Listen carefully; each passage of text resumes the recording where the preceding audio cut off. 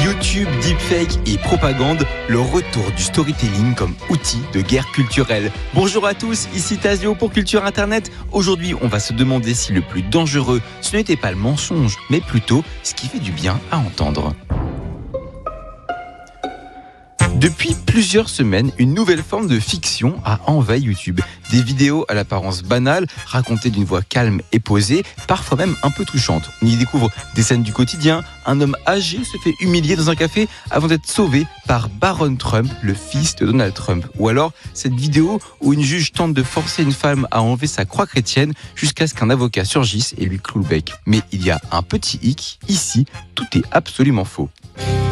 Les vidéos sont générées par intelligence artificielle, les narrateurs sont des voix de synthèse. Les personnages sont effectivement des soutiens connus de Trump, mais leurs aventures sont entièrement inventées. Ce sont des fictions produites à la chaîne par des comptes au nom générique, Mr. Up Stories, Elite Stories. Et à première vue, ça ressemble à des sortes de contes un peu à la Marvel de la droite conservatrice. Des récits de revanche morale, l'Amérique des croix chrétiennes, des drapeaux, des croyants bafoués qui finit toujours par gagner.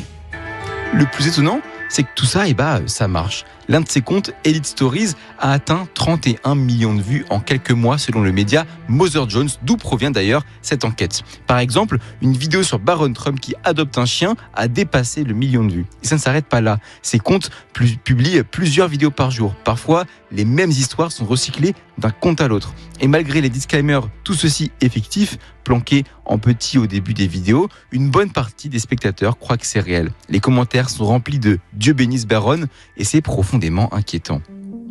C'est ce que les journalistes appellent de l'IA slop, de la soupe de contenu générée par intelligence artificielle, produit vite, diffusé massivement, dans un seul but, générer de l'engagement.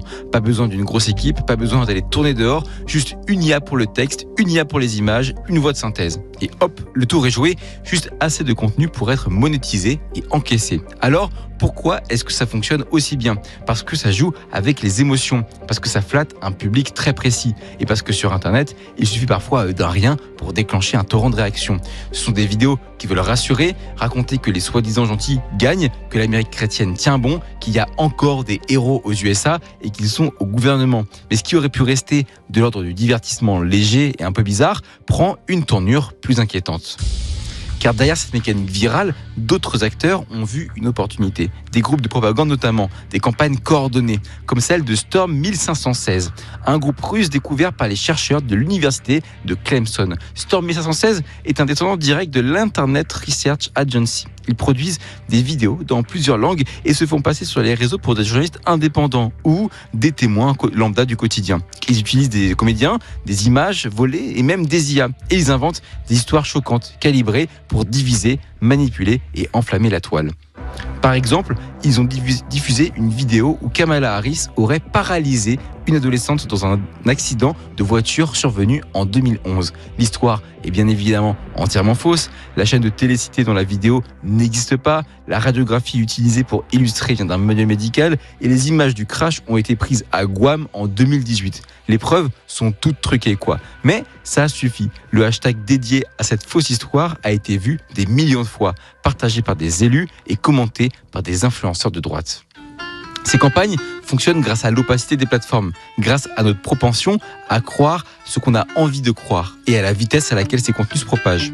Le groupe Storm 1516 a même monté un faux site de chaîne télé pour appuyer ses mensonges. Il a posté des dizaines de vidéos sur YouTube, TikTok et même Telegram, avec des narrateurs différents, des langues différentes, mais toujours le même objectif, faire gagner leur camp et faire perdre l'autre. Et pendant que tout ça se passe, YouTube soutient officiellement le No Fake Act, un projet de loi censé réguler les deepfakes et les IA qui imitent des voix et des vidéos sans autorisation. Une loi soutenue par YouTube, le gouvernement américain et des syndicats d'artistes. Mais dans les faits, la modération reste insuffisante. Le compte Elite Stories a bien été supprimé, mais seulement après des mois d'existence.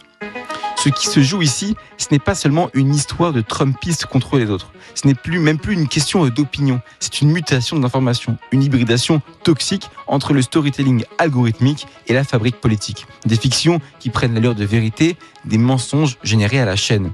Et un public qui, parfois, s'en fiche que ce soit vrai ou faux, tant que ça conforte ce qu'ils pensent. Et c'est ça le vrai danger.